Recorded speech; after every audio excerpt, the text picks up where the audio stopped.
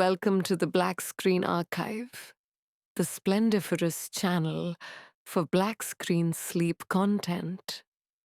We appreciate you and hope you have a wondrous journey through Edo Era Japan. Chapter 1. The mist settles early this morning, curling around the pine-covered hills like thin silk pulled through the trees.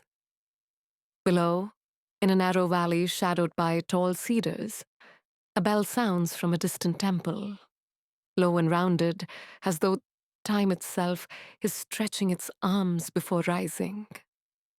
You breathe in slowly. The air is damp with the perfume of moss, earth, and the faint iron scent of fallen leaves. You are not in the world as it will become. You are in the world as it folds itself inward. The year is 1600. The last echoes of battle still ripple across the soil, where horses once charged, and the cries of the wounded sank into mud.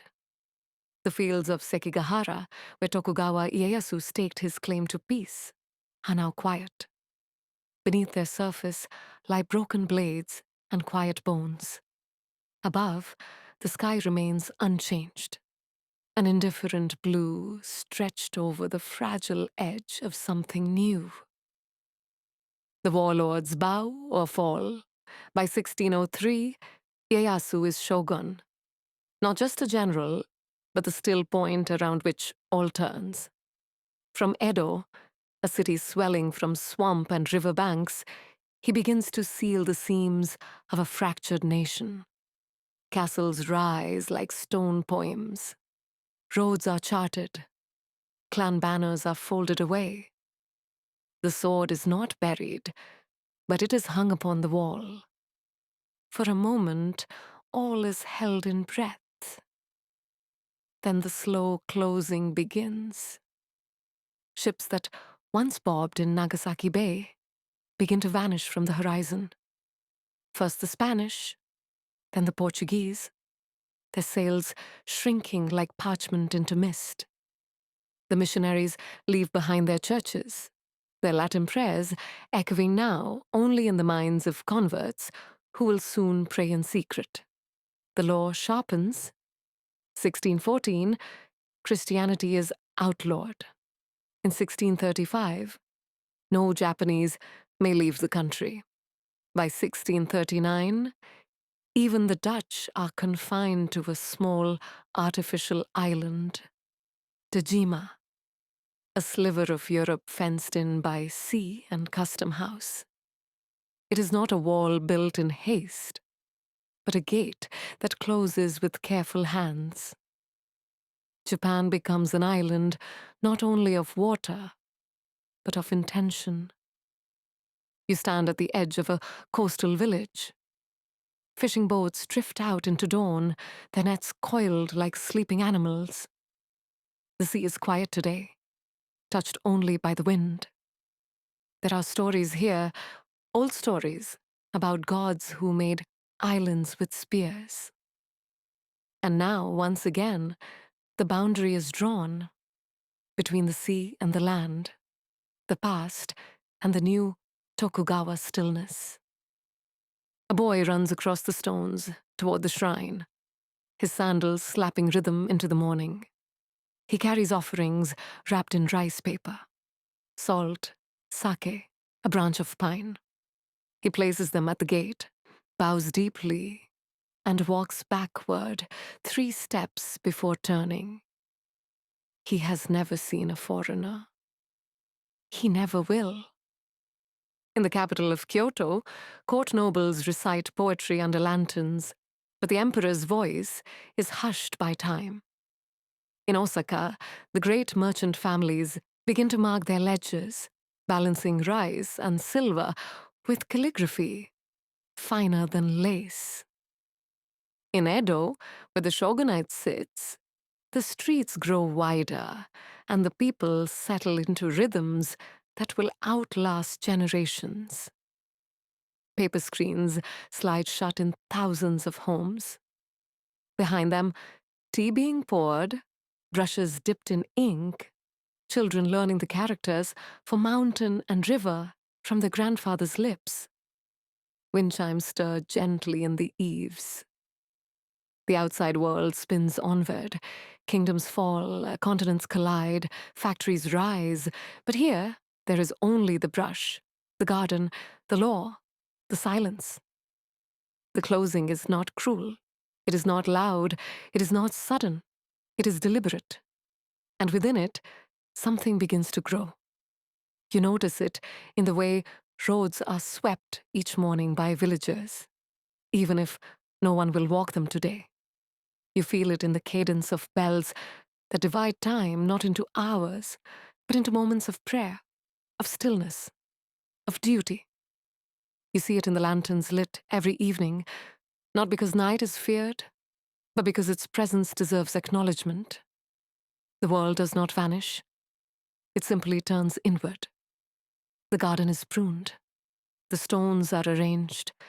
And the people, once broken by centuries of war, begin to settle into patterns of grace. A samurai sheathes his sword for the last time and turns to study the Confucian texts. A merchant family hands down the recipe for lacquer, each layer brushed with more care than the last. A peasant kneels before the land, grateful that the soil is quiet and the tax is fair. Peace, perhaps, is not the absence of sound, but the careful cultivation of quiet. You walk slowly through a grove of bamboo, the stalks creaking gently in the wind. Overhead, the canopy sways like water. Beneath your feet, fallen leaves cushion each step. Somewhere, a crane calls, a long, slow note that seems to echo from another world. Perhaps it does. This is not stasis. It is preparation. Within the silence, there is motion. Within the stillness, 1,000 lives unfold. You imagine a girl being born in this year, in a home of timber and clay. She will never see a ship from Portugal. She will never hear the clang of swords in battle. But she will learn how to serve tea with such grace that it moves men to tears. She will write poems that no one reads, but which outlive her in the lacquered box beneath her floor. She will teach her grandchildren how to bow. This is her beginning too. And yours. The wind shifts again. The scent of pine returns. A paper screen closes in the distance. The last of the ships disappears into the horizon, and the world becomes quiet once more. Within the silence, possibility. Within the stillness, breath. Within the closing, a space to begin. You remain there a while longer, listening to the wind chimes, the brush of leaves, the heartbeat of a country choosing to look inward. You do not need to move yet. Let the hush settle. Let the garden form around you. Tomorrow, others will rise to shape this stillness. Tomorrow, a man will sit in a quiet room, sharpening a blade he may never use again. He will begin to ask different questions. Chapter 2. The courtyard is quiet this morning. Stone paths wind through dew-touched moss, bordered by the low murmur of a bamboo grove swaying in the soft breeze. A single crane calls in the distance, its voice long and deliberate. Somewhere beyond the wall, a gardener pulls weeds in silence, and the slow trickle of water from a carved basin keeps time more faithfully than any bell. The samurai wakes before the bell tower tolls, as he has for years. He folds back the futon, stands, and bows slightly toward the small family shrine in the corner of his room.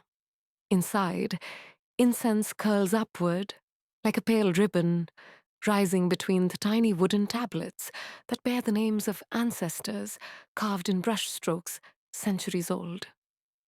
He is called Kato Masanobu, though that name carries less weight now than it once did. He no longer rides with a retinue of armored men. There are no battles left for him, no castle gates to storm, no cries of charge echoing across muddy fields. His sword hangs on a rack just above the floorboards, polished to a quiet sheen. Each morning, he still sharpens it. Not for war, but because his father did. And his father's father. And because a blade, even one at rest, should never dull. Once he led troops. Now he transcribes rice tallies. He reports to a magistrate in Edo, where walls are paper and voices are low.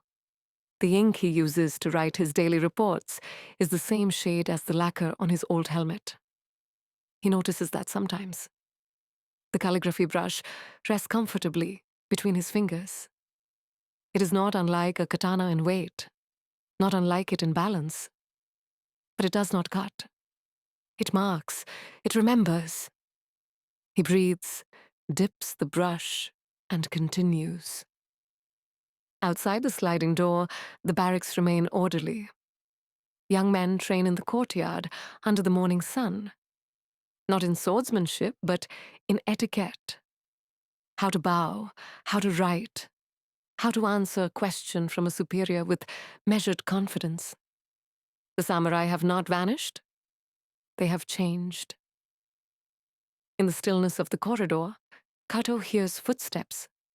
His assistant, a boy of 16 named Yamato, arrives with fresh scrolls and tea. The boy bows deeply before setting the tray down. They speak little, as is proper. The silence between them is not empty. It is respectful. Kato pours tea with deliberate grace. He drinks in 3 slow sips. The cup is ceramic, pale blue, with a single crack running near its rim, repaired with gold lacquer. Kintsugi, they call it. The art of honoring a break, rather than hiding it. He thinks often of his father, who died before Sekigahara, before Ieyasu unified the land. A warrior in the truest sense, his life was a string of marches and wounds, a blade never at rest. His ghost does not haunt Kato, but it lingers in small things. The feel of armor buckles in winter, the creak of a wooden saddle, the dry taste of river water between battles. Sometimes Kato wonders whether his father would understand a peace he now helps preserve. The office is in the northern quarter of Edo, a modest structure with open-air walkways and a cypress slat roof. There, Kato oversees land records and tax registers for the surrounding districts. The work is tedious, but clean. Every line accounted for, every name catalogued. He does not complain. To serve is to exist with purpose. In the early afternoon, he walks the perimeter of the compound.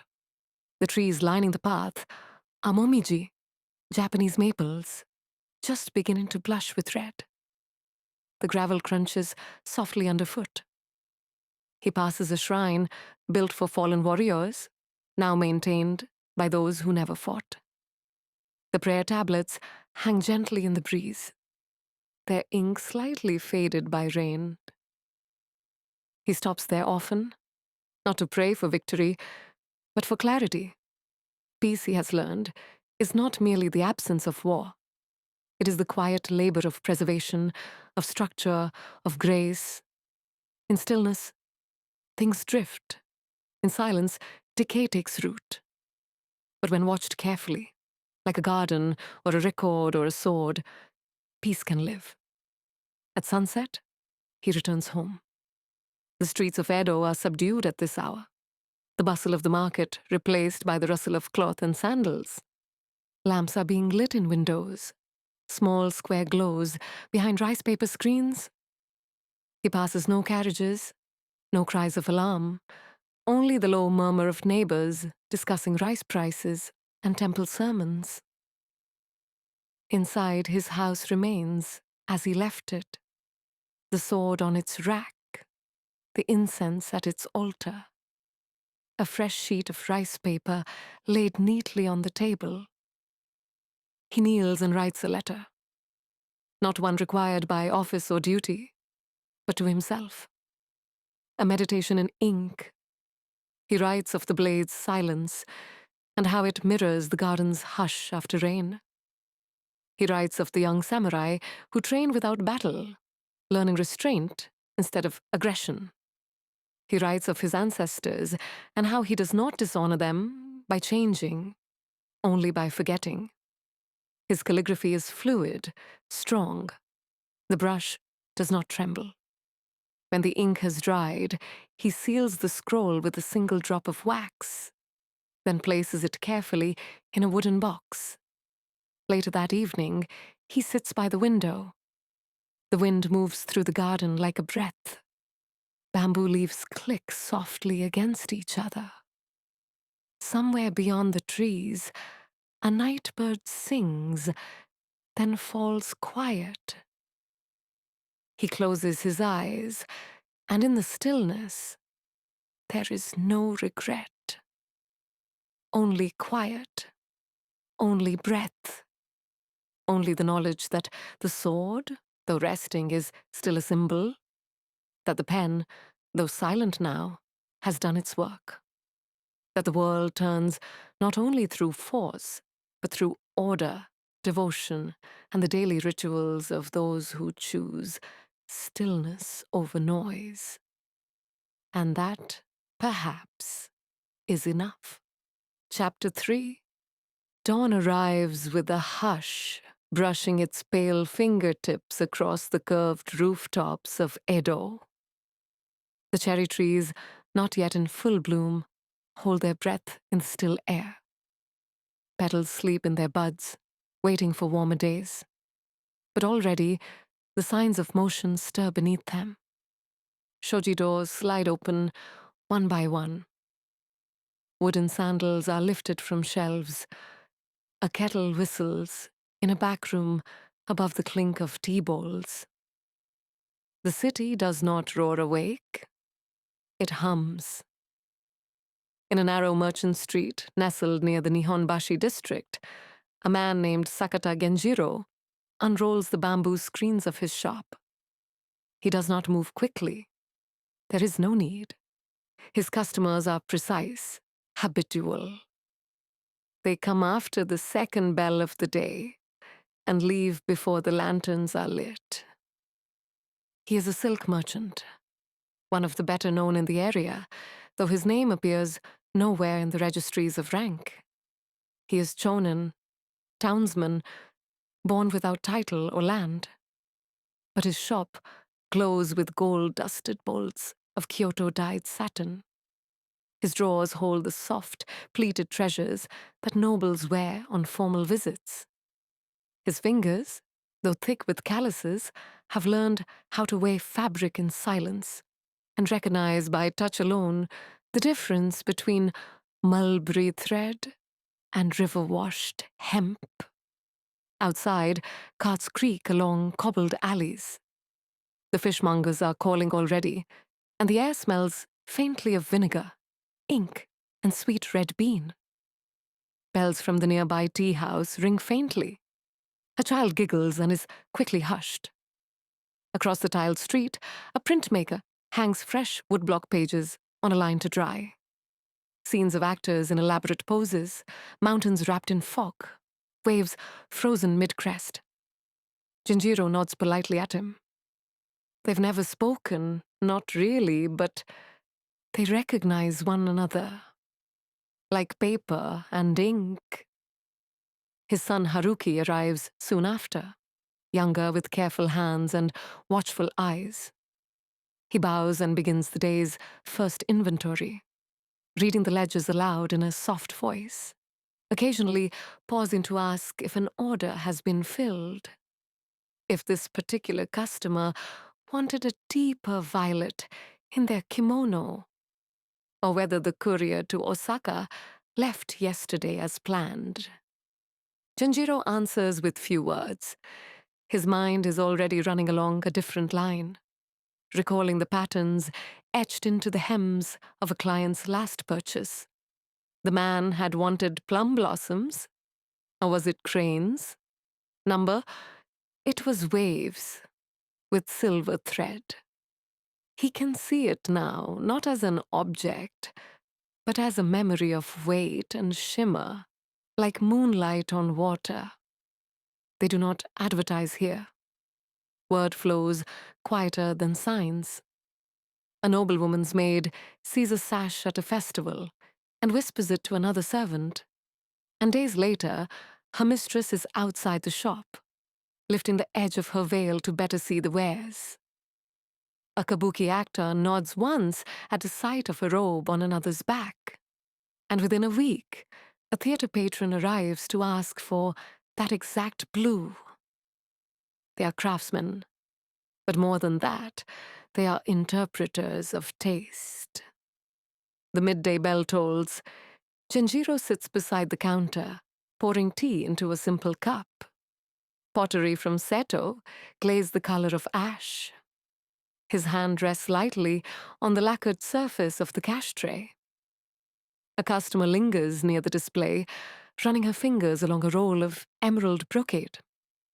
She doesn't speak, only lets her hand fall away, bowing gently before stepping back into the street. This is how it is. No bargains, no need for persuasion. Either the cloth speaks to them, or it does not. When the shop quiets, he steps outside for air. The market district pulses with energy. Peddlers squat beside baskets of dried herbs and folded fans. A woman ladles Odin broth into a small porcelain bowl, steam rising toward her cheeks. He walks past slowly, savoring the familiar smells. Miso and daikon, grilled eel on skewers, charcoal in a brazier. But what he notices most is the sound of coins, the steady rhythm of clink and chime. Silver coins, copper ones, exchanged not in palaces or barracks, but here, between hands marked with dye and thread and ink. He passes the shop of Ishikawa, the printmaker. Today, a new series hangs in the window. 5 panels, each one more luminous than the last. Women in layered robes walking along a riverbank, the moon caught in their hairpins. Behind them, willows sway like dancers. He stands and studies them. The colors are soft, restrained, pale indigo, rice starch white, a touch of coral. He does not know the names of the models or the price of the prints, but he understands the weight of the silence in the scene. The way the artist has captured not action, but anticipation. A moment before laughter, or memory. He bows slightly to the prince and continues walking. When evening nears, he returns home by lantern light. The streets are gentler now, washed in amber and indigo. Paper lamps sway beneath tiled eaves. The laughter of the bathhouse slips out between bamboo curtains. Cats watch from rooftops, their tails curling like brush strokes. In the entryway of his home, he removes his sandals and passes into the main room where his wife, Keide, is mending a sleeve. The room smells faintly of cedar and roasted chestnuts.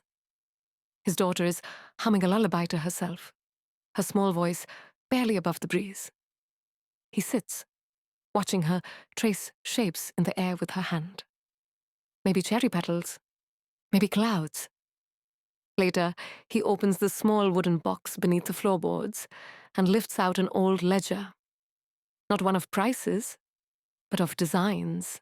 Pages filled with sketches, fabric swatches, customer notes. A history not of war or empire, but of threads and color. Some pages are written in his father's hand, fainter now, more flowing. Others are his own. He adds a note in the margin beside a silk pattern. Too bright in winter. Try with a duller gold. He closes the book and slides it away. It is not a legacy of lore or title, but it is his. And someday, it will be Haruki's. The house dims further. The streets outside no longer murmur. They breathe, a long exhale across the city.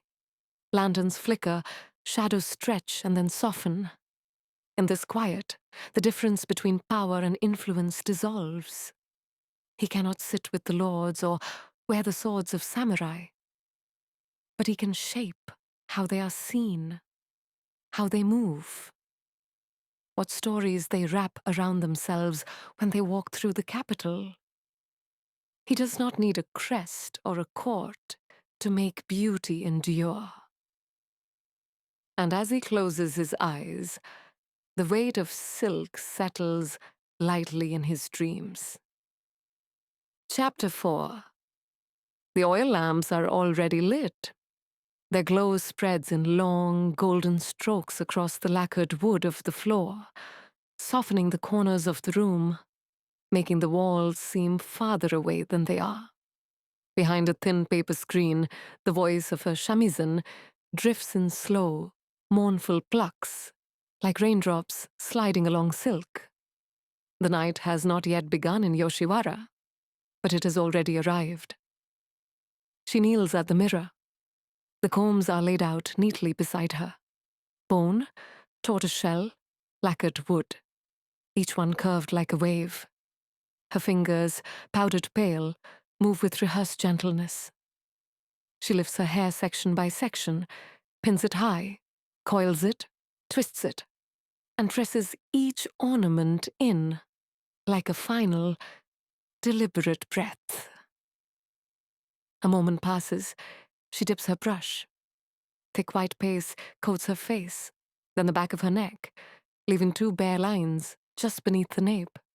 Deliberate, suggestive. The space between them is not an accident. It is the absence of paint that draws the eye. Her name is Sumire. At least, it is the name she was given here.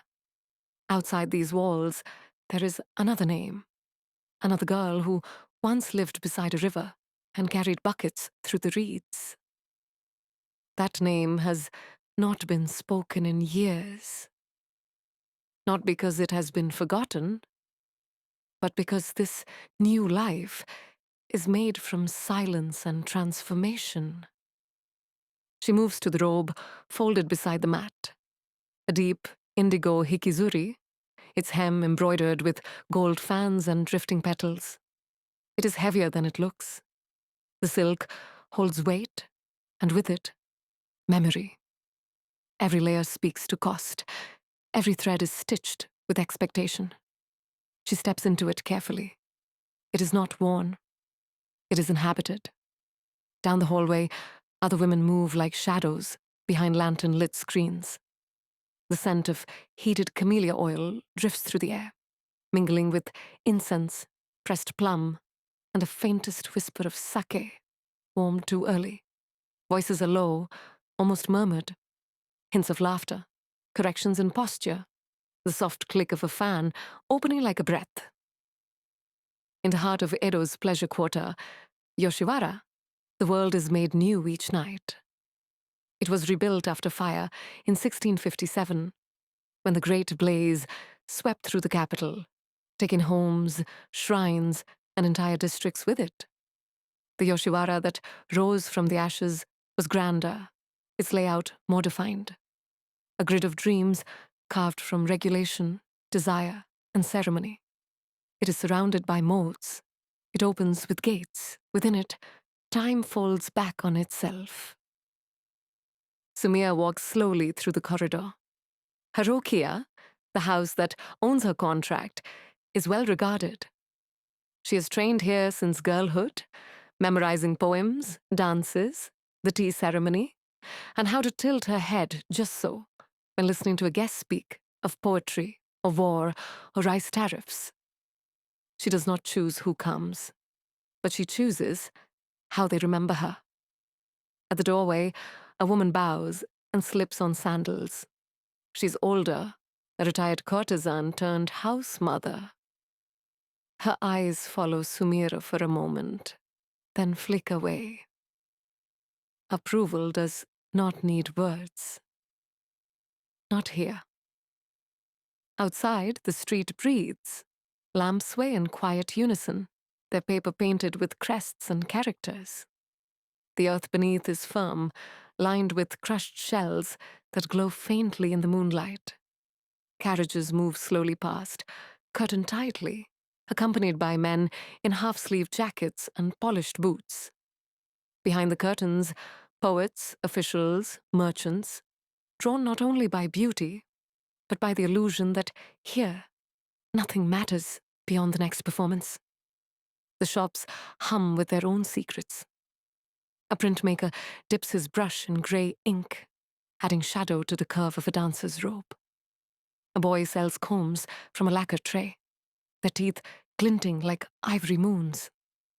A restaurant opens its back window, just wide enough to let steam escape, thick with broth and sweet rice. Sumia passes them all, her sandals quiet against the ground. The theater is ahead, not large but elegant. It opens like a fan, curtains of red and black, candles placed in rows like stars on the floor. The crowd is already gathered. Gentlemen recline against lacquer boxes, their gazes half-lidded, their expressions unreadable. Some will stay through the entire act. Others will drift away before the end, pull toward private rooms, cups of plum wine, or the quiet company of someone who will listen without answering. Tonight, she will perform a dance from the old books, a sequence first recorded during the Genroku era, when the floating world was still new and untamed. A story of a crane who waited for her mate beside a frozen lake. Each movement a call unanswered, each step a fading echo. The shamisen begins again. She closes her eyes, and the transformation completes. She becomes not a woman, but the idea of one. Not a person, but a gesture. A promise whispered beneath candlelight. Each motion is measured not by distance, but by stillness. The way her sleeve falls across her wrist. The softness of her gaze as she turns. The way her breath slows so fully it seems to vanish. The world quiets. Even the laughter in the outer chambers softens, as if held by the folds of her robe. She thinks briefly of her mother, a weaver who once sat cross-legged beside the hearth, tying thread between her toes and fingertips. Sumira had asked her once why she always worked in silence. Her mother smiled and said, "The thread remembers what the voice forgets." The performance continues. The audience does not applaud. That is not the custom. Their silence is the highest form of praise. When the last note falls, like a drop of rain into still water, she bows, then disappears behind the curtain. There is no triumph, no applause, only the gentle close-in of a fan. A sigh, the warm scent of oil and sweat and rice wine. She returns to her dressing room, unwinds the obi from her waist, unpins her hair, wipes the paint from her neck. The process is as slow and deliberate as the one before it. She removes the layers one by one, folding them with care, not because they are expensive, but because they were part of the performance. A ritual is not complete until it is put away. By the time she leaves the theater, the street has emptied. Only the lamps remain, flickering gently in their paper houses. A faint wind blows, tugging at the hem of her robe. She does not resist it. She lets it pass through. In Yoshiwara, the day does not end. It changes form. The floating world drifts further from reach until it becomes memory. She walks slowly along the path home. The streets are still damp from a recent rain. The shell-lined road shines like mother of pearl. In a nearby alley, a boy sleeps beside a cart of fans, his face half covered by a scrap of cloth. A man leans against a doorway, smoking. He doesn't speak as she passes. He doesn't need to. Behind her, the world she helped create recedes into quiet. Sumia turns one last time to look over her shoulder. Not at a building or a person, but at the place where the boundary between self and story briefly disappeared. Where movement became language. Where silence became form. Then she turns forward, walking slowly into the soft breath of dawn. Chapter 5.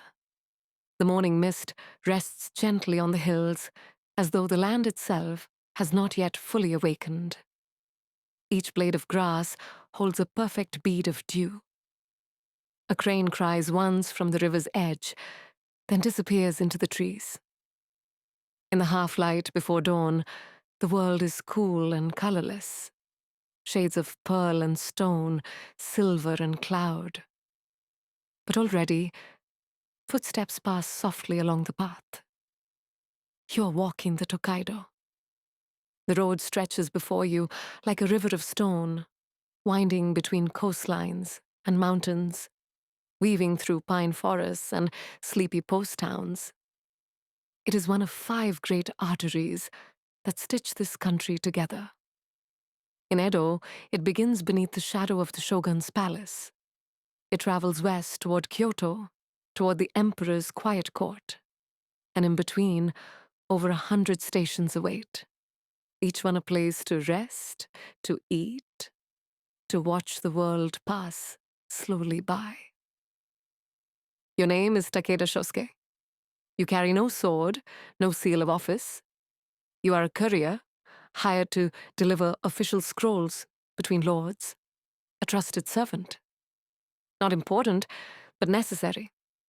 The kind of person who moves quietly through the spaces between importance. The kind of person who watches. Your sandals are made of straw, tightly bound. Already, the morning damp has crept up the soles.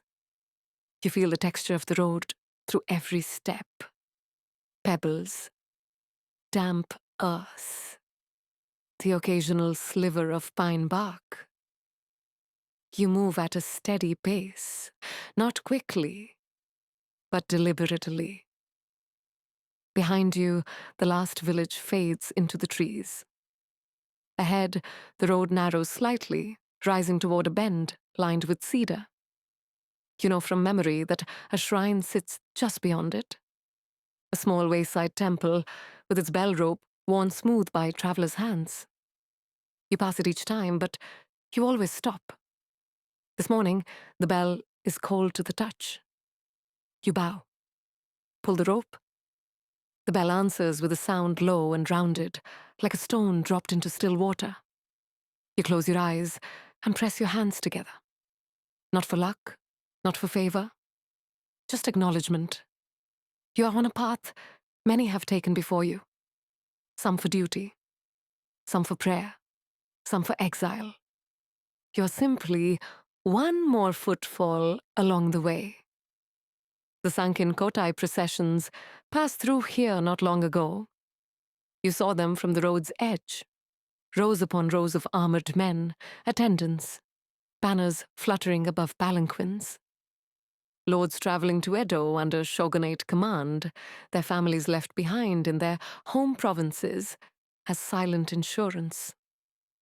You watched from the trees as they passed, their silence louder than speech, their elegance practiced but heavy. Now the road is yours again. You pass farmers heading toward early markets, their carts creaking behind oxen, still blinking against the light. A woman carries bundles of herbs wrapped in reed mats. She nods as you pass, and you nod back. A child leads 2 goats with lengths of twisted rope. One of them bleats once and stops to nibble at something in the grass. Every so often, a checkpoint appears.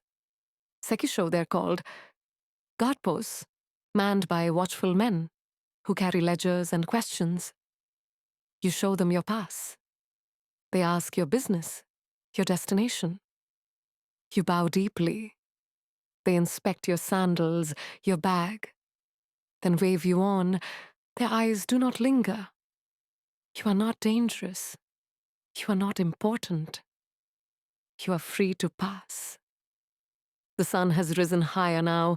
The mist is gone, burned away by the gentle warmth of day. Cicadas begin their dry song in the pines, that long, shimmering rhythm that folds into the landscape like heat itself. You drink from a bamboo canteen, its cap secured with twine. The water tastes of clay. You chew a few pickled plums from your pack, their sharp salt waking your mouth. A signpost marks your arrival at Hakonejuku, the 10th station along the Tokaido. Smoke curls from the rooftops here. Inns open their shutters, and women in aprons sweep the front steps with practiced care. There is the scent of rice cooking, of miso, of something grilled and brushed with sweet soy. A small garden behind one house hums with bees. You pass it slowly, your hand brushing the low bamboo fence. At the edge of town, a shrine rests beside a koi pond. The fish stir slowly beneath the surface, shapes of gold and white, red and gray, drifting through lily pads like thoughts. You pause there. Let your feet rest. There is no rush. You sit on a flat stone near the water, remove your sandals, and let the cool air touch your soles. A breeze rustles the tall grass.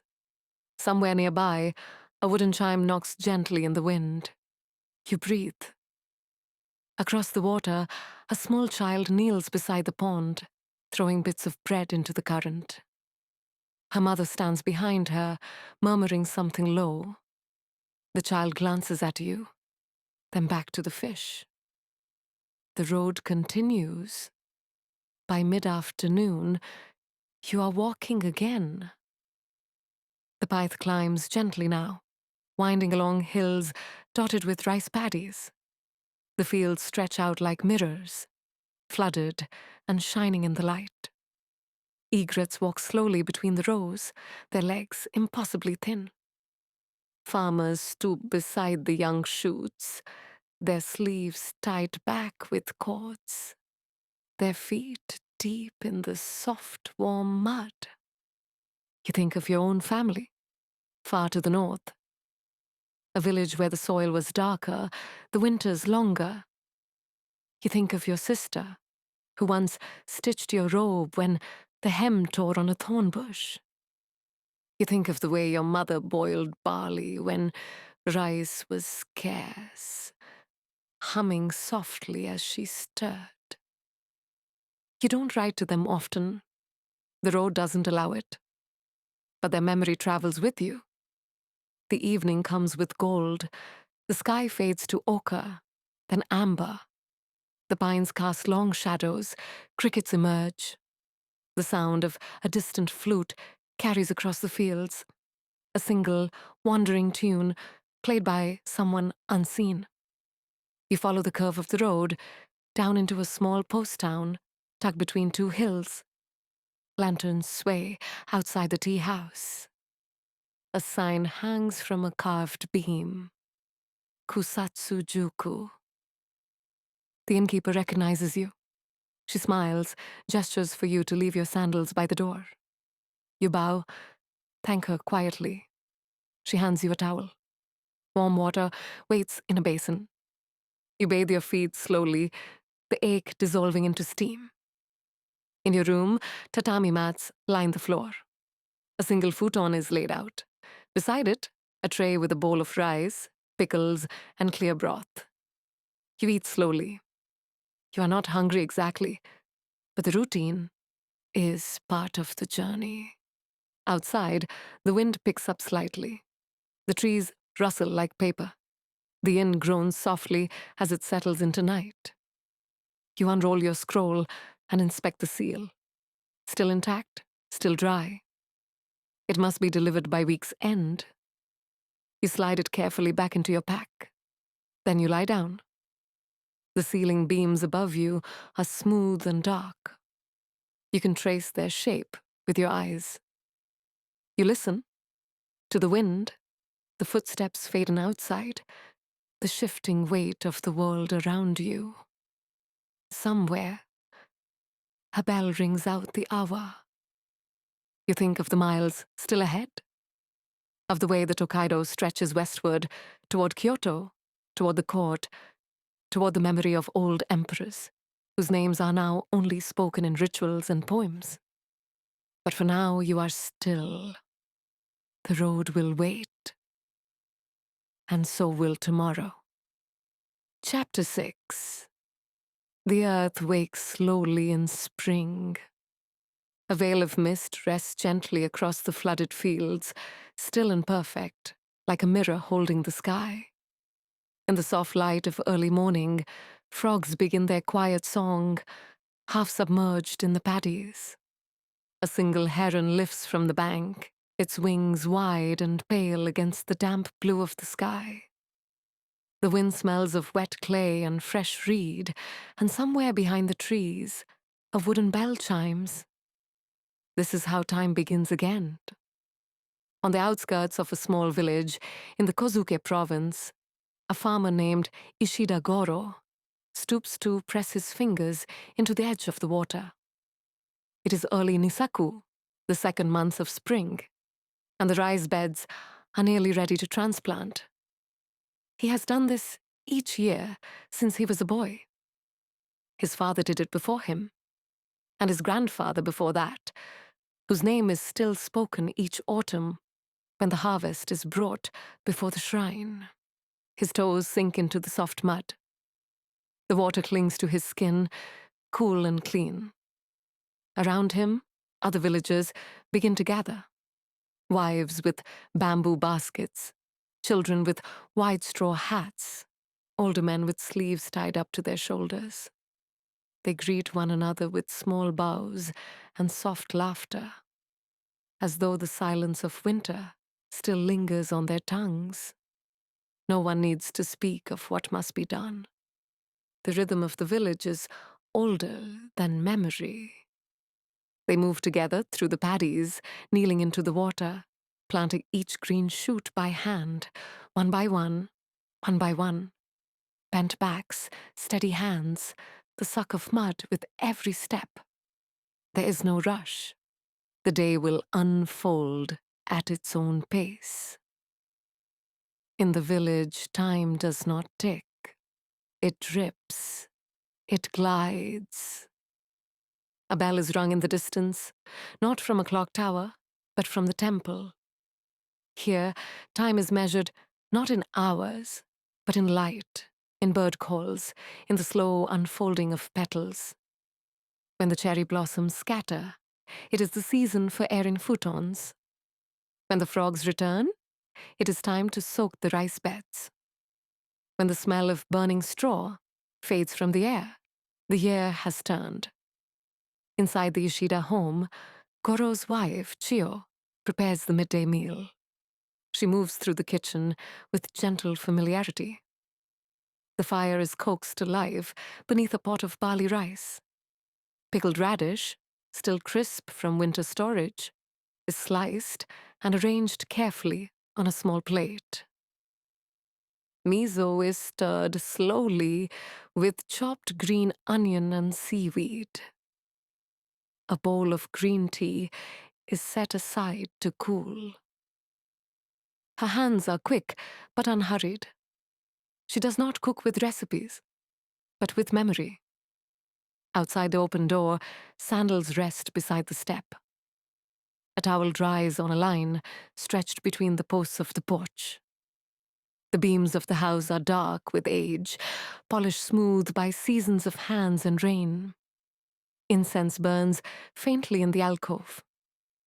Beside it, an old scroll is pinned with care, a calendar drawn in strokes of ink and plant dye, marking not days, but the full curve of the agricultural year.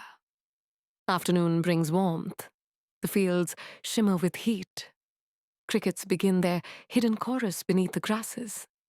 The rice shoots wave gently in the shallow water, like threads pulled by unseen hands. Goro walks the edge of the field, inspecting each row. He carries a small sickle at his waist and a pouch of seeds tucked into the fold of his sash. From time to time, he stoops to replant a crooked shoot, adjusting it with 2 fingers until it stands straight. The work is quiet, like tending to sleeping children. His father's voice still echoes in his mind. "The rice hears everything," he once said. "Speak softly. Walk evenly. It knows if you're angry." Goro never questioned it. The village shrines are modest, mostly built of wood and moss, but they're cared for. Offerings of rice, salt, and sake are placed with reverence. In Ujigami, the guardian shrine near the river, the farmers gather each planting season to thank the spirit of the land and ask for balance. Neither too much rain nor too little sun. Not abundance, just enough. On the day of Tawe Matsuri, the rice planting festival, children dress in robes of pale green and carry paper lanterns shaped like seedlings. A flute is played by an old man seated on a mat beneath a willow tree. The procession weaves between the houses as dusk falls, their footsteps soft against the packed dirt paths. Laughter ripples through the crowd, like wind over water. Old stories are told again. A tale of a fox who tricked the god of drought with a stolen mirror. A song about the moon falling into a paddy and being mistaken for a koi. That night, lanterns are floated on the water, one for each field, their reflections dancing beside the stars. Summer brings heat. The paddies grow thick, lush, alive with dragonflies and frogs. Farmers rise before the sun, work until the shadows shrink, then rest beneath the eaves with cool towels and rice balls wrapped in leaves. The air hums with bees and sometimes with the distant sound of thunder rolling over the hills. Insects are everywhere, but they are part of the rhythm. Children chase fireflies in the early evening, laughing with nets in their hands. Mothers call them home with claps and songs. In the evenings, the family gathers. Meals are simple: rice, pickles, grilled fish if the river was kind. Conversation is quiet, sometimes only shared glances. The sound of soup being stirred. The clink of chopsticks set down. Outside, the trees sway gently, and the moon rises slowly through the branches. By late Kanazuki, the 10th month, the paddies have turned gold. The water is drained, and the harvest begins. Each stalk is cut by hand, bundled, and tied in sheaves that are stacked to dry beneath slanted rooftops made from reeds and rope. The village paths are lined with straw. The scent of earth, of sun-warmed grain, fills the air. This is the moment the year leans toward its close. Chio brings tea to the fields, her sleeves pinned behind her back. She wipes her husband's forehead with a cloth, brushes stray rice husks from his shoulder. He does not speak, but he bows his head toward her, and that is enough.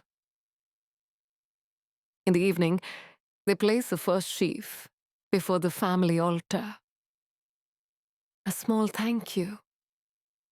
A ritual older than any scroll. Winter arrives like an exhale. The fields are bare now. Frost gathers in the corners of the windows. Firewood is stacked high against the side of the house. Meals are heavier. Root vegetables and dried persimmons, mushrooms soaked in broth, miso made darker for the cold months. Time narrows. Each day holds fewer hours of light. The temple bells sound slower. The snow does not fall loudly, but it remains. Soft, still, and deep. And yet the village continues. Children practice calligraphy by candlelight.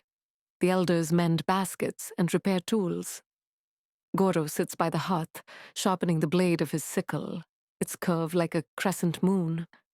He tells his son stories, not grand ones, but memories of rain patterns, of when the swallows first returned one year, or how a neighbor once grew rice, so fragrant it filled the whole house when steamed. He speaks slowly, but with warmth. His son listens with wide eyes, his hands tucked beneath the sleeves of his robe. The fire crackles low. Outside, the wind passes over the fields where nothing grows for now, but everything waits. Each season leaves something behind. The soft furrow of a tool in soil, the shine of new green at the water's edge, the weight of a full grain between thumb and finger, the hush of snow on thatch. When spring returns, they will begin again. Not because they must, but because the land calls them to. And in the village, time does not pass. It turns. Chapter 7. The house is already awake when the sky is not. A thin strip of grey light rests just beyond the rice paper windows. The hearth embers give off a faint warmth. Tea has been poured, left to steep in a shallow clay bowl. There is a stillness to the morning that feels older than sleep. In a small village, nestled between the low mountains of Musashi Province, a man named Kawano Renji folds his hands inside his sleeves and waits. He is the Nanushi, the village headman, appointed not by blood, but by balance. His role is not loud and not absolute, but it is weighty. He wears no armor, carries no sword. Yet when something in the village shifts, it moves toward him, like loose stones tumbling toward the lowest point in a quiet stream. Outside, roosters begin to call. A bell rings from the nearby temple. Slow, deliberate, iron on air. The village begins to stir. Smoke curls from rooftops. Doors slide open. Sandals are lifted from hooks. All the rhythms repeat, as they have always done. But this morning, the rhythm stumbles. A man is missing. The charcoal maker, Tatsuo, did not report for the dawn meeting. His kiln was left untended overnight. No lantern outside his door. No footprints in the ash.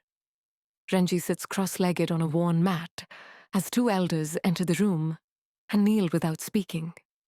Their eyes meet briefly and then fall away. On the table between them rests a sealed scroll. Its cord is tied in a manner only officials use. 2 loops, one long, one short. The seal bears the crest of the local magistrate's office. A summons, formal, cold. They already know what it's about. Weeks earlier, rice went missing from a shipment marked for the tax collection. Not enough to collapse the system, just enough to ripple. A shortfall traced back to a single entry. A name crossed out. A story rewritten in ink that didn't match. The ledger passed through Renji's hands like all the others. He did not speak of it then, only made a mark in the margin. A question held silently. In Tokugawa law, no man stands alone. If a crime occurs in the village carries the weight. This is called Renza Sekinen, collective responsibility. Every 5 families are bound together in a unit called a goningumi. If one member strays, all are held to account. No one wants to be punished for another's silence. But silence is safer than shame. By mid-morning, Renji walks the narrow path to the magistrate's office. The sky has cleared, sunlight drapes gently across the roofs of the town. Children bow as he passes. Dogs stretch lazily in the road. No one asks where he's going. No one needs to. The magistrate's clerk receives him without expression. A thin man with delicate hands, he unrolls the scroll and reads aloud.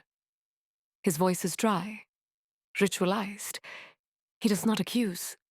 He lists. He does not ask questions. He confirms. Renji listens. He speaks only when spoken to. He bows low when it ends. A short pause follows, and then the clerk nods once. That is all. The return walk feels longer. He hears the sound of a saw against wood, a baby crying behind a garden wall, the rustle of straw being shaken out behind the tea house. The village continues around him, as though its center has not cracked just slightly. Tatsuo is found near dusk. He has not run. He sits beneath the overhang of his kiln, staring into the cold bed of ash. He does not speak. When Renji approaches, the man lowers his head but does not bow. There is no anger in him, but also no apology. He says only that he was hungry, that his sister's child was ill, that the rice sat untouched for days before he opened the bag. Renji does not answer. He sits beside him instead, and for a while, they both watch the shadows stretch long across the paddy banks. A heron glides low over the trees. The day folds itself closed. By morning, the village gathers. They do not call it judgment, they call it assembly. The eldest woman sits nearest a fire. A boy with a missing front tooth watches from behind his mother's sleeve. The other charcoal makers shift quietly in place. No one looks at Tatsuo. They all look at Renji. He speaks slowly, not of guilt, but of structure. He reminds them that law is not made by those who live here, that the village's peace is not theirs to hold unless they maintain it, that the shogunate demands not perfection, but conformity. And when someone deviates, the road narrows for all. A pause follows. No punishment is spoken aloud. But in the days that follow, Tatsuo's tools are collected and stored. His family's grain is distributed by the elders. His kiln remains cold. He is not expelled, but he is not seen. Balance has returned. Not through reconciliation, but through containment. In the weeks that follow, the village quiets again. Chickens roam beneath the plum trees. The temple bell chimes at dawn and dusk. The bamboo grove by the shrine is swept each morning by the same old man, his back bent nearly double, his broom barely lifting from the ground. Renji visits the headman's hut less often. His thoughts turn inward. He writes less in the ledgers, more in his private scrolls. Reflections on order, on the fragility of silence, on the small, unspoken sacrifices that hold a world together. Sometimes he wonders if law is like water in a paddy, shaped not by its own design, but by the channels carved to contain it. He dreams often now of nails, not hammered down with violence, but with precision. Measured taps, wood yielding slowly until the surface is flat again, until nothing remains out of place. Chapter 8. The room smells faintly of cedar old paper and warmed ink. Outside, rain falls in soft intervals, like a hand tapping lightly on the roof tiles. The sound is steady and low, as though the world itself were whispering. Beneath the overhang of a temple eave, wind chimes sway gently. Inside the wooden hall, sandals are lined up in rows. Small ones, large ones. Some patched at the heel, some recently sewn. At the far end of the room, a boy kneels on a straw mat, spine straight, brush in hand. His name is Kenta. He's 12. In front of him, a sheet of rice paper lies perfectly flat. The fibers shimmer faintly in the candlelight, each one handmade and uneven, soft as skin. To his right, a black inkstone. To his left, a shallow dish of water. His brush is horsehair, bound with twine. The handle bears a faint groove where his thumb has pressed over months of use. He breathes in, steadies his hand, and dips the brush. The bristles soak the ink slowly, darkening at a tip like a cloud forming.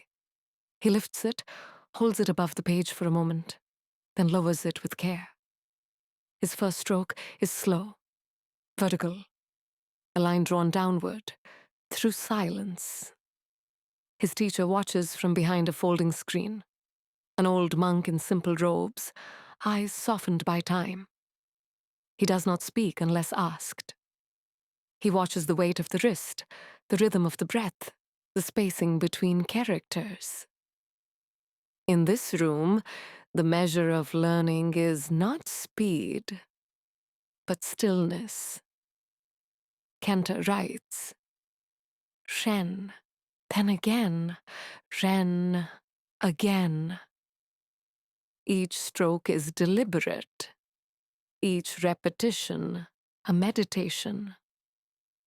Later, the boy will practice more verses, sayings of Confucius, copied from memory and etched into habit. They are not memorized as facts. They are absorbed like warmth. Each one teaches not what to know, but how to live. Outside the temple, the world is changing. In the nearby village, a terracotta, a small private school, has opened beneath a shopkeeper's second floor. At first, only boys of merchant families attended, brought by their mothers in the early hours. But slowly, more have joined. The children of carpenters, of rice peddlers, of fishermen, even girls when the master is generous. Inside that school, the ink flows just the same. The teacher is not a monk, but a retired samurai, his blade now resting in a lacquer box. He speaks with more precision than warmth, but his lessons are steady. The children sit cross-legged on cushions, reciting aloud, "Loyalty begins at home. Harmony above all things." The room smells of paper and chalk. There are rows of wooden tablets, each one sanded smooth, used again and again. The sound of brush against paper is soft, but constant. The children's hands stain with black lines, and no one minds. When the hour ends, they bow in unison and scatter into the daylight. Back in the temple, Kenta sits in the reading room.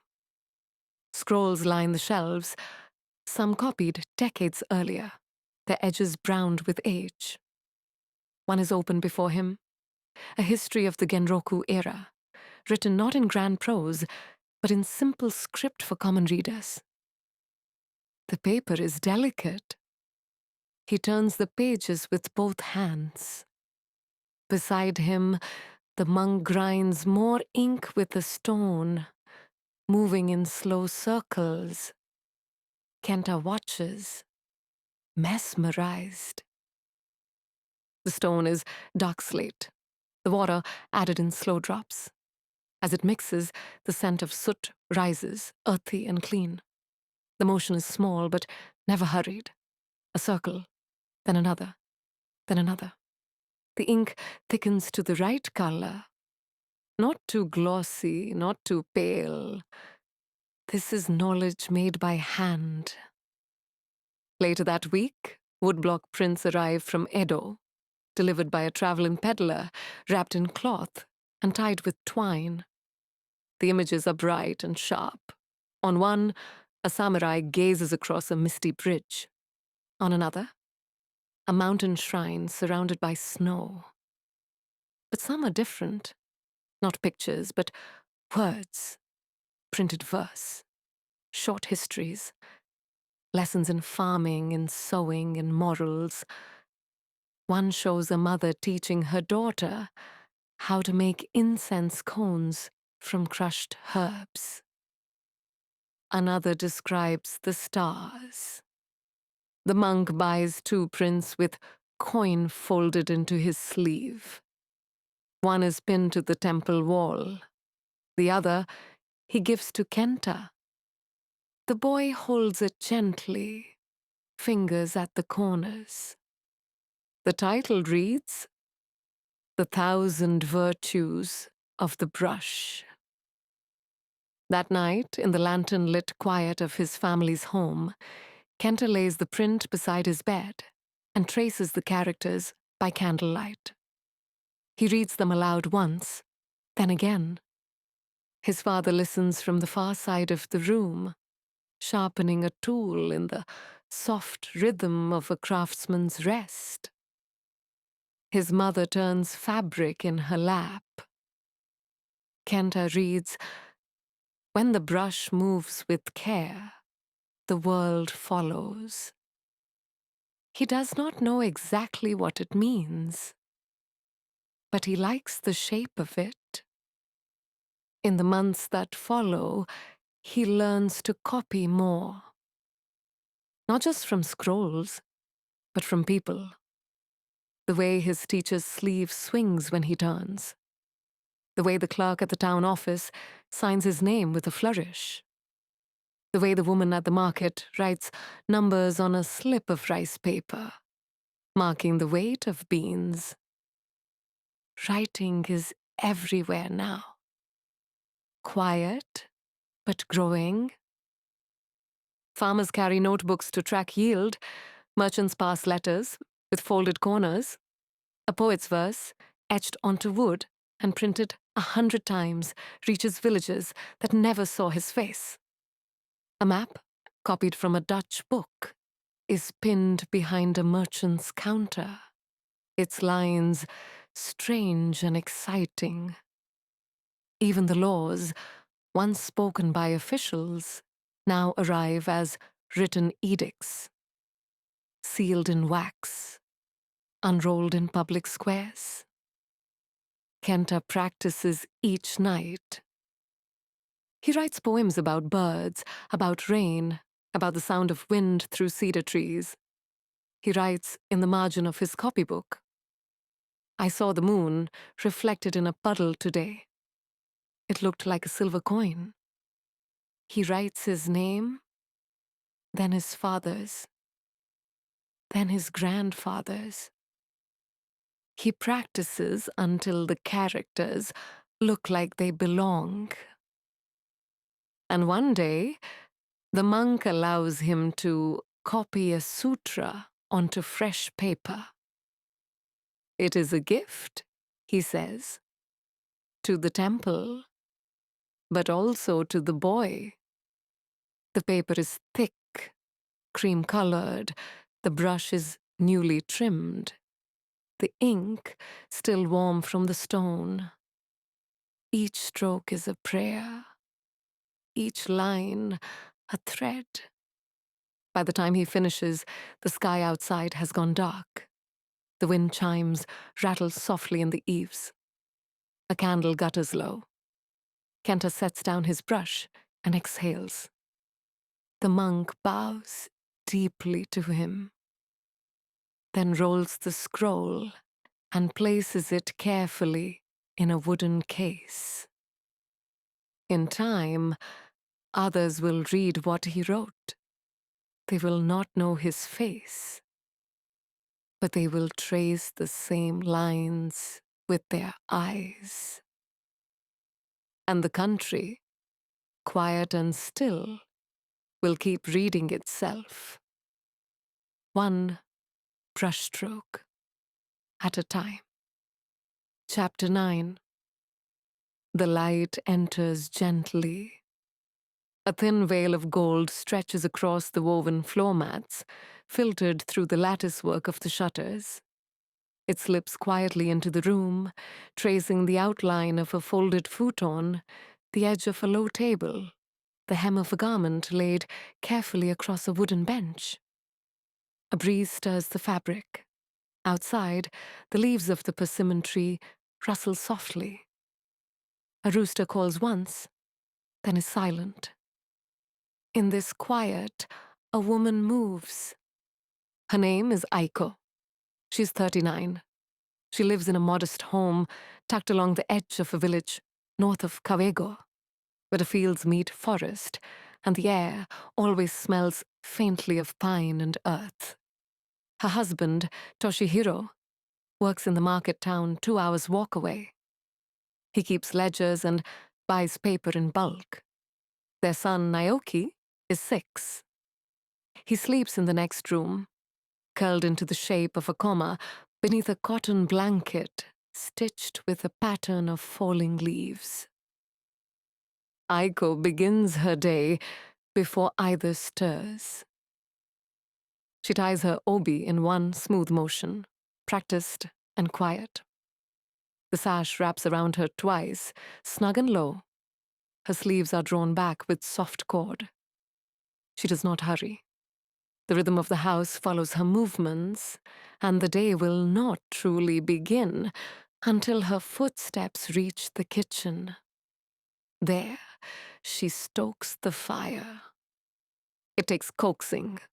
The coals from the night before are faint but warm. A twist of straw, a breath, another. Then the spark returns. She adds thin slivers of pine, then charcoal.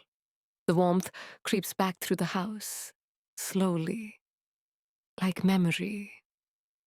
While the pot warms, she gathers the ledger. It is kept in a lacquered box beneath the floorboards, wrapped in linen, bound with a simple cord. Inside, lines of precise writing, marks for rice, miso, vinegar, cloth. A record not of ambition, but of balance. What was earned? What was needed? What could wait? She reads the latest entries, cross-checks the list of items remaining for the month, and makes a quiet decision to reduce pickled radish in favor of sesame for the coming weeks. No one will notice, but the household will run smoother for it. She rises again. By now the water is hot. The miso is stirred. A pinch of dried bonito, then wakame. She ladles the soup into 2 small bowls, adds rice to plates, folds a cloth over the tray, and carries it to her son. Naoki is still blinking sleep from his eyes. His hair is wild. She sits beside him and strokes it back without words. He eats slowly, asking a question about frogs, then another about the moon. She answers softly. After breakfast, she lights incense at the family altar. She kneels, touches her forehead to the mat, places a pinch of rice, a cup of tea, a sliver of sweet bean jelly in front of the wooden tablet that bears her mother-in-law's name. She whispers something, words of thanks, of asking, and watches the smoke curl upward. The child plays beside her, building small houses from stones and folded paper. Aiko takes up the mending next. The sleeves of Toshihiro's work robe are thinning. She sits by the window and threads the needle slowly, the eye catching just right in the morning light. She sews in silence, except for the gentle tick of the thread passing through cloth. She learned this from her own mother, who used to hum when she stitched. Songs about seasons, songs about cranes and rivers and wind. Aiko does not sing, but the rhythm is still there. Around midday, a neighbor comes to visit. They sit on the porch with tea. Their talk is simple, about the health of an elder, the stubbornness of growing boys, the new cloth at the shop. Their laughter is soft and low, like wind through reeds. When the woman leaves, she places a hand gently on Aiko's arm. A moment of shared knowing. No thanks spoken. None needed. The afternoon is filled with errands. To the well for water, to the storehouse to check the pickling jars, to the edge of the field where herbs grow wild and thin and green. She gathers burdock and a few tender shoots, wrapping them in cloth. She stops at the shrine on the way back. It is small, barely a roof and a rope, but the stone foxes guarding the base are clean and unchipped. She leaves a coin, bows once, thinks of nothing, or everything. It is the same. When she returns, Naoki is practicing his writing. She kneels beside him and adjusts his grip. He presses too hard. The strokes become too thick. She dips the brush again for him and steadies his hand. They say little, but he looks at her face as he draws each line. Later, she prepares supper. It is quiet work. She washes the rice in slow circles, listening to the sound of grains shifting against each other. She peels radish and slices tofu. The broth simmers. She steams the greens last, so they stay crisp. When Toshihiro returns, the sun has dipped behind the hills. He smells of paper and rain, his sandals damp. He bows in the entryway. Aiko places a towel beside the basin. They eat together, the child telling stories between mouthfuls. Aiko listens, smiles, refills bowls before they empty. After the child sleeps, the house settles into stillness. Aiko folds the laundry. She brushes out her hair. She lifts the shutter just enough to feel the cool air of night pass over her skin. Somewhere nearby, a dog barks once, then quiet. In her small corner of the room, she lights a candle. The flame flickers against the wooden wall. She opens a book, not for study, but for calm, a collection of poetry. The paper is soft with age. She reads a single verse aloud in a whisper. The plum blossoms fall. On the sleeve, I fold each night, without being asked. She closes the book, stares into the candle, then leans forward and gently blows out the flame. The darkness is not empty. It holds the warmth of everything she touched that day. Chapter 10. The wind is barely moving this morning. It stirs only the highest branches of the camphor trees, brushing the leaves in slow, even strokes. Below, in the garden behind the small temple in Yamashina, stillness rests gently over everything, moss soft underfoot. Dew pooled in stone hollows. A single cicada just beginning its low hum. An old man kneels near the pond. His name is Tachibana Ensho, and he has tended this garden since before the first gray touched his temples. He was once a poet in Kyoto. Now he lives a quiet rhythm of rocks and trees, silence and wind, leaves and time. He does not speak much anymore. He listens instead. The pond lies to his left. Its surface is smooth, broken only by the slow movement of koi. Pale gold, soft orange, black like ink diluted in water. Their motion is not purposeful. It is simply continuation. Beside the pond, a maple tree leans over the edge, its trunk twisted by time, bark silvered by rain.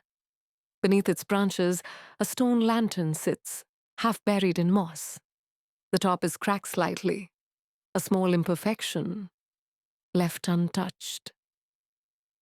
Ensho would not dream of repairing it. It has learned its shape through age. He lifts a small rake and draws careful lines through the gravel, pulling curved waves outward from the base of the lantern. The rake teeth whisper across the ground, tracing patterns that will fade with the next breeze or the next step. It does not matter. The act is what remains. A cup of tea cools beside him, untouched. Steam no longer rises from its surface. Still the warmth lingers if he lifts it to his palms. The scent is faint, green, grassy, slightly bitter. A comfort rooted not in indulgence, but in presence. To the west, clouds gather behind the hills. Not threatening, not urgent, just drifting. Ensho watches them for a while, then returns to his work. Near the edge of the garden, a bonsai sits on a low wooden stand. It is a black pine, just under 30 centimeters tall, shaped into a slow cascade that seems to defy gravity. Its branches move downward, then curl, then rise again at the tip, as if reconsidering. The tree is older than most men. He has shaped it year by year, not through force, but through gentle guidance. He pinches a stray bud near the tip, plucks it with 2 fingers, and flicks it to the ground. Everything in the garden is arranged to look as though it was never touched. The rocks are placed in odd numbers. The water flows without beginning. The paths curve where there is no reason to curve. Each element exists not as object, but as pause. In the showing room that overlooks the garden, scrolls hang in an alcove, ink paintings of mountain mists and boats with empty sails. One is replaced monthly, chosen to reflect the mood of the season. Today's scroll shows a single chrysanthemum, petals falling gently. One stroke bleeds more than the others, where the brush held too long. Ensho did not correct it. He chose this one because of the flaw. This, he thinks, is the heart of beauty. A gust of wind pushes through the trees. A single plum blossom, late blooming, loosens and falls. It drifts through the air like a paper crane, lands softly on the pond's surface. The koi do not react. He watches it float. Then slowly, he rises. His knees complain a little. The joints are old but steady.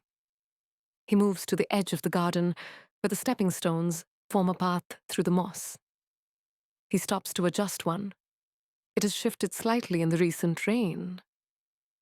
He presses it down with the sole of his foot, lets it settle, then brushes away the dirt with his sleeve. Inside the temple, a guest has arrived. A young monk from the next province. He bows deeply, then kneels near the tatami mat and waits without speaking. Ensho enters quietly, sits beside him, and pours 2 cups of tea from the iron kettle. The visitor has brought a question about impermanence, about suffering, about the right way to live when all things fall away. Ensho does not answer at first. He simply gestures toward the garden. They sit together, sipping tea, listening to the breeze move the bell just once beneath the roof. Then Ensho speaks, not of doctrine, not of philosophy. He speaks of moss, of how it takes decades to grow well, but only a careless footstep to kill, of how the stones do not resist the weather, but wear it as memory, of how when a branch breaks in the night, you do not glue it back.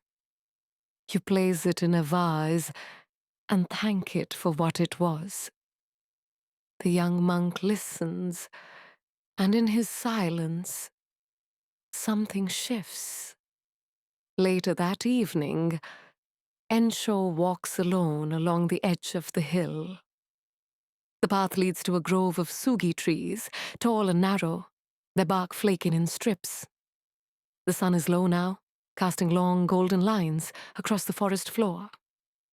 Insects buzz near the roots. A deer watches from the brush, unafraid. He kneels again, this time without purpose, just to feel the cool of the earth beneath his knees. He takes out a small sheet of rice paper and a brush. The ink is ready. He has carried it all day. He writes just 3 lines. A moment he will not publish. A verse only for the page. Beneath falling dusk, one petal floats without sound.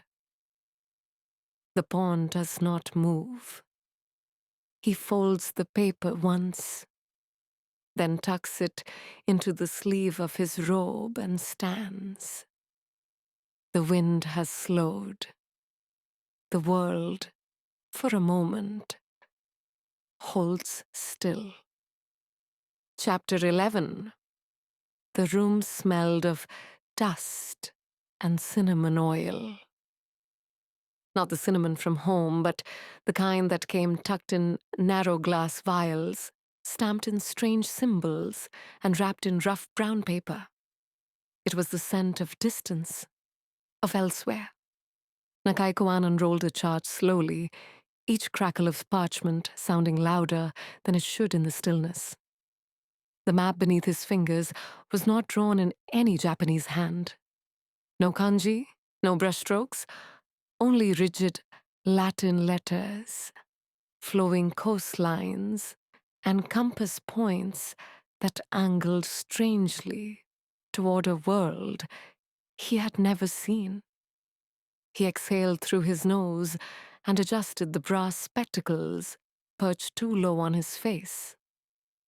Imported, like the map, and slightly too wide. Outside, the wind moved over the tiled rooftops of Nagasaki, carrying with it the briny tang of the harbor. A gull called from the docks. Bells rang out from the mission quarter, soft and distant, then vanished. Dejima sat like a comma at the edge of Japan, connected to the mainland by a single guarded bridge. And here, in this little room near the water, the silence of centuries pressed close, thin, delicate, and trembling. He lifted the brass lens. The telescope was Dutch, solid, cold to a touch, its tube extended with a firm twist, and through it, Koan could see only the swell of the sea and the deck of a ship being scrubbed by foreign hands. Their clothes looked wrong, their posture too loose. Yet their machines ticked without fail. He turned from the window and moved to his desk. There, waiting for him, was the book. It was bound in leather that had dried and cracked in the Nagasaki air. The pages smelled faintly of smoke and tannin. On the cover, worn letters read, Anatomia Corporis Humani. He opened it with care, letting the pages settle. Ink diagrams spread across the paper like constellations. Arteries, bones, nerves, all labeled in a tongue he did not know, yet had come to decipher over years of quiet study. He traced one with his finger, the arch of a rib, the way it tucked beneath the heart. He thought of the boy last winter, the one with the chest wound.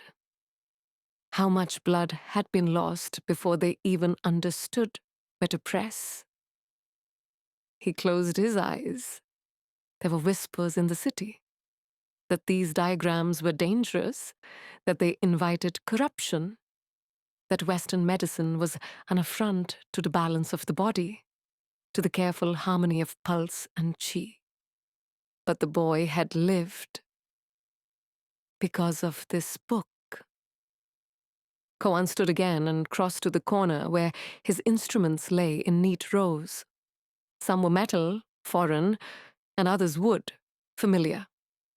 The scalpel with the horn handle, the clamp with the delicate screw, tools too fine to be handmade in Japan. He lifted one and turned it in his palm. A drop of oil shimmered on the hinge. He remembered the first time he had held a dissection needle, the way it trembled, not from fear, but from possibility. Outside, footsteps approached. A quiet knock. 3 beats, then 2.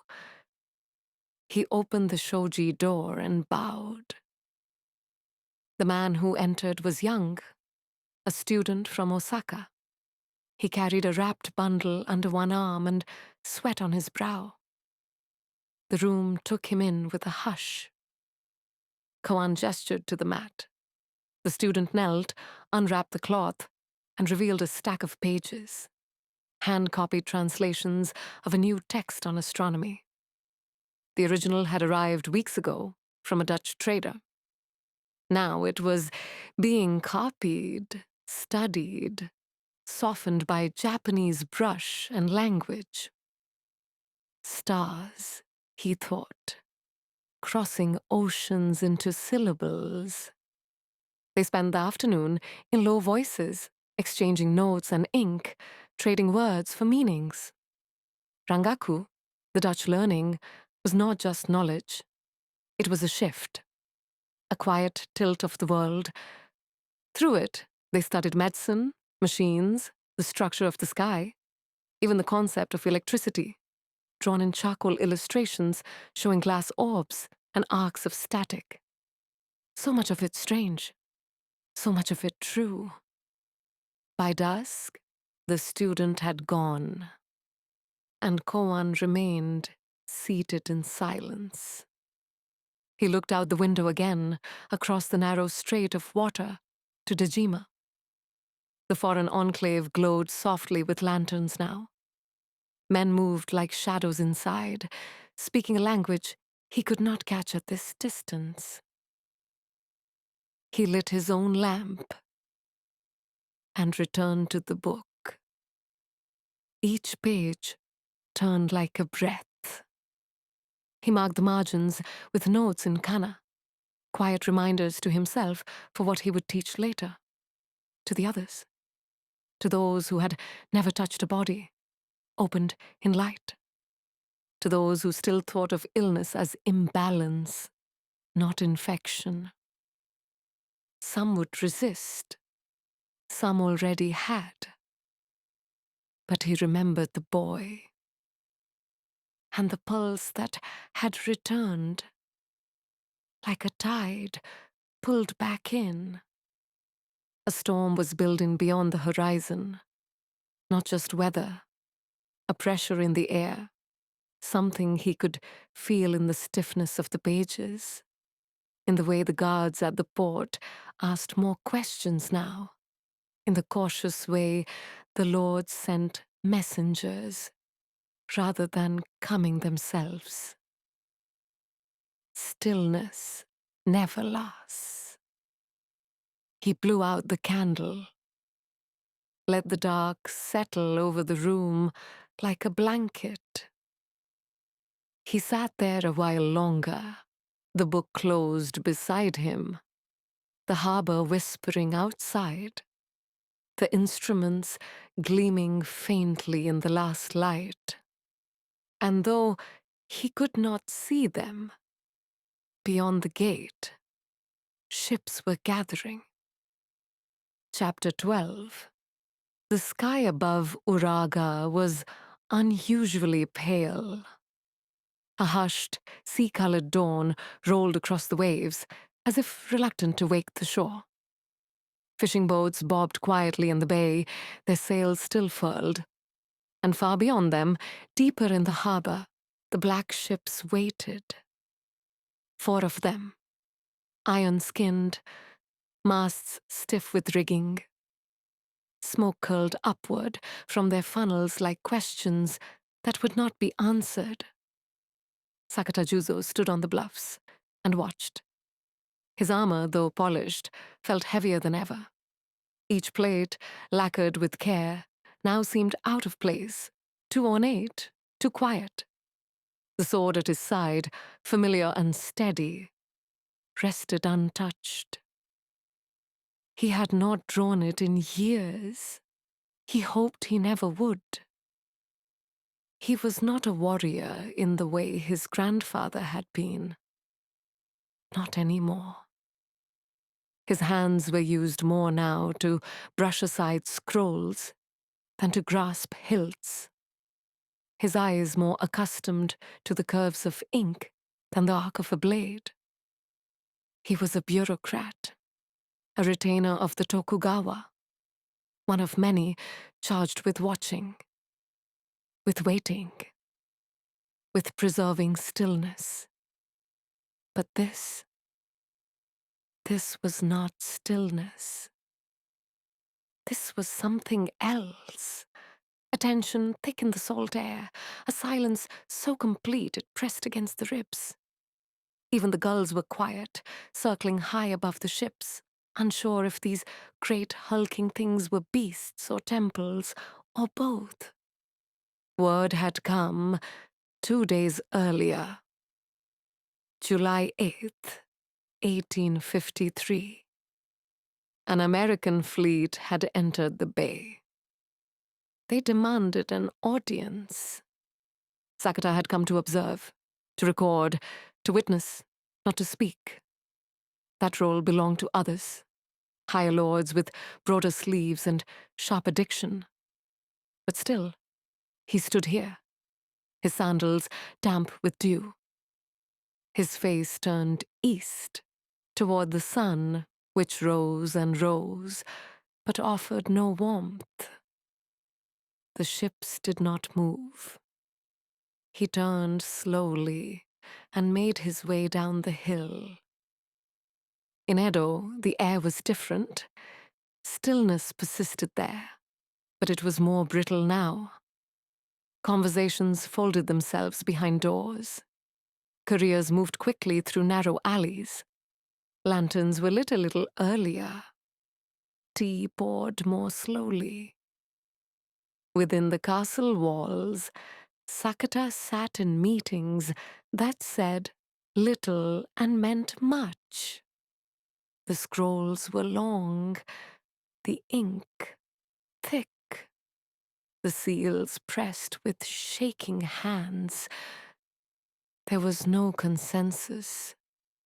And outside the walls, the city leaned forward, listening. Children peered at the sky as if it might crack. Old women knelt before shrines, asking not for protection, but for understanding. The merchants whispered of ports and prices, of telegraphs and rifles. The monks prayed louder, though no one asked them to.